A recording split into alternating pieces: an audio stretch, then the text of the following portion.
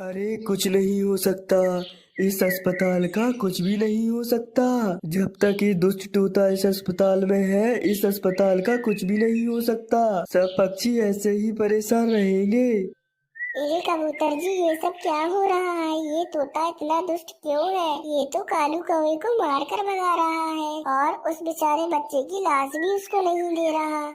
अरे लगता है तुम पहली बार इस अस्पताल में आ रही हो, लेकिन मैं तो काफी समय से इस अस्पताल में आ रहा हूँ। मैं इस अस्पताल में काम करता हूँ और मैं इस तोते के बारे में अच्छे से जानता हूँ कि इस तोते ने इस अस्पताल को कैसे बर्बाद किया है। अरे कुछ साल पहले की ही बात है, जब इस अस्पताल के मालिक हमारे प्यारे उल्लू बैद जी थे, परंतु वे किसी वजह से दूसरे जंगल चले गए और उन्होंने इस अस्पताल को इस तोते के हवाले कर दिया। जब से ये अस्पताल इस तोते के हवाले आया है, तब से इस अस्पताल को तोते ने बर्बाद कर दिया है। अब जो भी पक्षी यहाँ पर आता, ये उससे 150 गंदुम के दाने मांगता और उसके परिवार वाले को उसे तभी देता है। और जो बेचारा अपने परिवार के लिए इसे 150 गंदुम के दाने नहीं दे पाता, ये दुष्ट उस परिवार वाले को उस खतरनाक चील के हवाले कर देता है, जिससे वह कुछ गंदुम के दाने ले लेता है। ये बहुत जालिम तोता है।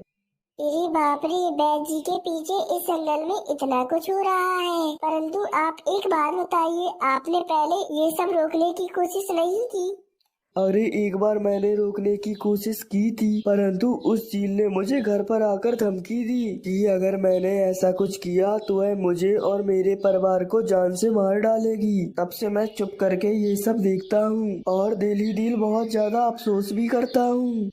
अरे परंतु अब से ऐसा कुछ भी नहीं होगा, क्योंकि आपने ये बात अब मीनू चिड़िया को बता दी है। अब मैं इस तोते को नहीं छोड़ूंगी। ये तोता डॉक्टरों का नाम खराब कर रहा है और ये एक डॉक्टर होकर जंगल के तमाम पक्षियों पे इतना ज्यादा जुर्म कर रहा है। मैं बैद जी के पास जाकर इसकी सारी हरकतों के बारे में बता दूंगी उनको।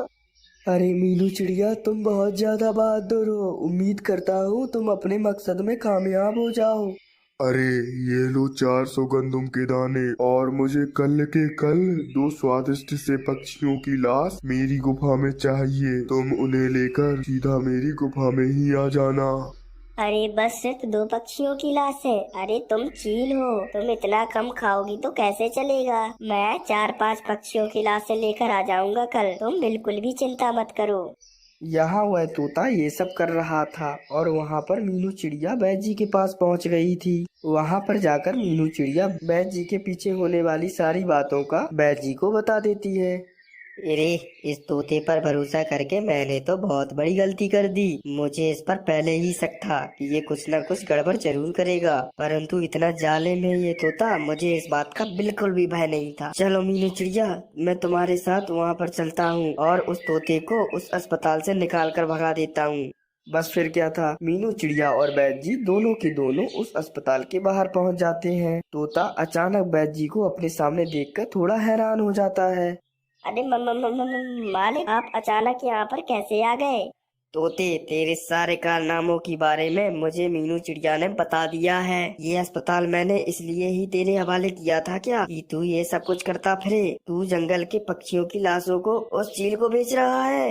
अरे नहीं नहीं मालिक, ये सब कुछ झूठ है, ये सब कुछ अफवाह है, ये मेरे खिलाफ साजिश की गई है।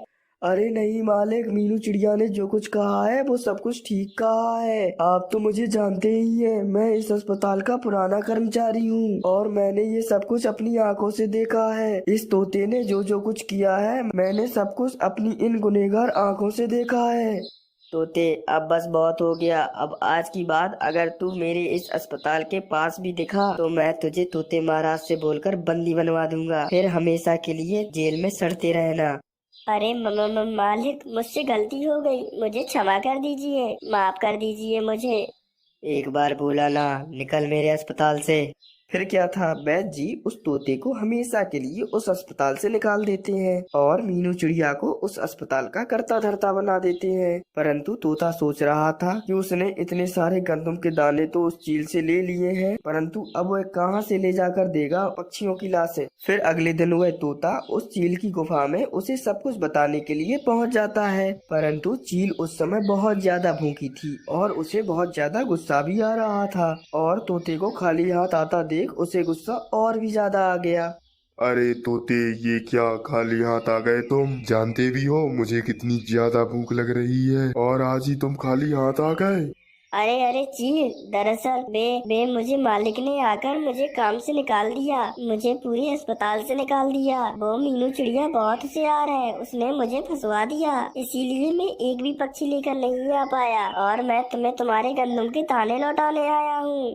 अरे अरे, अब मैं तेरे ये गंदम के दानों का क्या अचार डालूं?